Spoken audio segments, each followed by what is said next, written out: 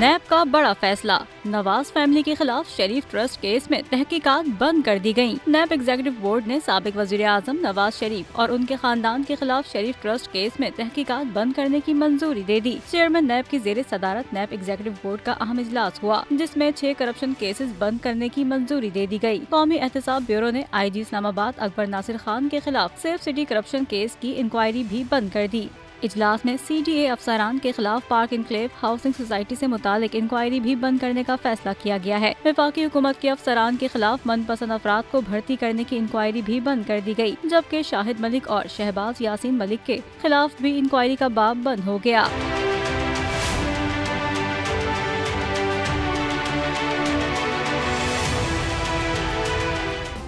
Subscribe करें और bell दबाएं ताकि कोई खबर रह न जाए।